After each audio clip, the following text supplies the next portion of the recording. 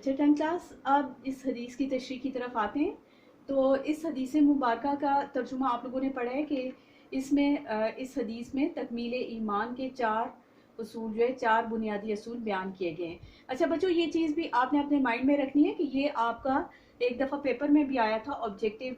जो आपका क्वेश्चन होता है कि हदीस मुबारका में तकमील ईमान के कितने असूल बयान किए गए हैं, डैश या डैश असूल बयान किए गए हैं, तो उसमें आपने 4 लिखना है कि इस हदीस मुबारका में तकमील ईमान के 4 बुनियादी असूल बयान किए गए। अब वो 4 असूल कौन से हैं? सबसे पहला असूल इसमें कि इंसान किसी से मोहब्बत करे तो अल्लाह के लिए, यानी अगर इंसान किसी के साथ कोई ताल्लुक रखता है, किसी से मोहब्बत रखता है, किसी के साथ कोई दोस्ती रखता है, तो वो सिर्फ अल्लाह की रज़ा, उसकी खुशनुदी के लिए। अब अल्लाह की रज़ा, उसकी खुशनुदी से खुशनुदी के लिए ताल्लुक रखने का मतलब क्या है कि वो लोग जिनसे अल्लाह प्यार करता है, या वो लोग जो अल्लाह से बहुत ज़्यादा प्यार करने वाले हैं, जिनमें सबसे पहले नंबर पे हमारे पैगंबर, नबी, रसूल आ जाते हैं, वो लोग जो फिर उसके बाद शुहदा आ जाते हैं, वो लोग जो परहेजगार हैं, मुत्तकी हैं, वो लोग जो दीन की तबलीग करने वाले हैं, वो लोग जो कि नेकी की तरबीज व इशाअत करने वाले हैं, वो लोग जो कि उल्मा हैं, या इसके अलावा और जो बुजुर्ग हैं जो दीन के साथ मोहब्बत करने वाले और दीन की तबलीग करने वाले, दीन के अहकामात जो है लोगों के सामने बयान करने वाले हैं, कुरान को सीखने और सिखाने वाले हैं। तो ऐसे लोगों के साथ अगर इंसान मोहब्बत करता है महज अल्लाह ताला की रज़ा के लिए, तो ऐसे शख्स के हवाले से कहा गया है कि उसने अपना ईमान मुकम्मल कर लिया। अच्छा, फिर इसमें इंसान किसी से मोहब्बत करे तो अल्लाह के लिए, इसमें आगे इसकी 2 जो है वो और हेडिंग्स है इसी पॉइंट नंबर 1 के साथ हैं, जिसमें आप उसकी वजाहत करेंगे कि अल्लाह की खातिर मोहब्बत करने का मतलब क्या है। तो ये जैसा कि मैंने आपको शुरू में बता दिया कि अल्लाह की खातिर मोहब्बत करने का मतलब क्या है कि इंसान ऐसे लोगों से बगैर किसी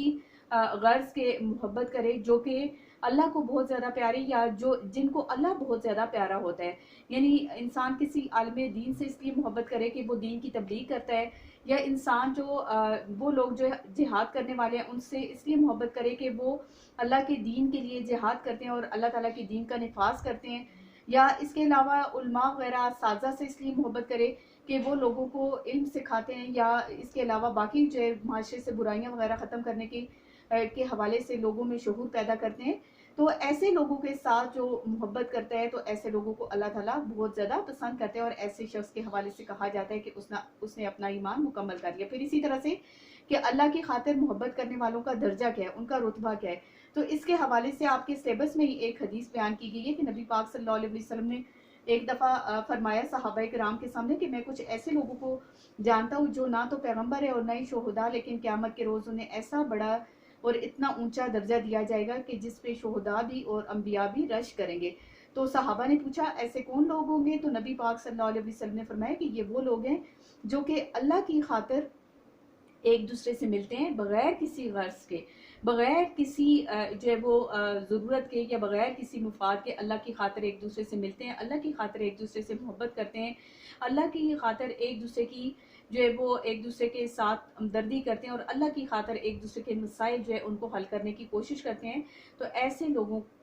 लोगों के का रुतबा जो है वो बहुत बड़ा है अल्लाह ताला के नज़दीक। अच्छा, फिर और इनके मुतालिक जो है नबी पाक सल्लल्लाहु अलैहि वसल्लम ने फरमाया कि ये क़यामत के रोज़ ये ऐसे लोग, जो सहाबा ने फिर आपसे पूछा तो आपने फरमाया कि ऐसे लोग जो है उनके हर तरफ नूर ही नूर होगा, और ना उन्हें कोई डर होगा और ना कोई खौफ होगा, और इतना ऊंचा उन्हें दर्जा दिया जाएगा कि जिसको देख के अंबिया और शुहदा जो है वो रश करेंगे।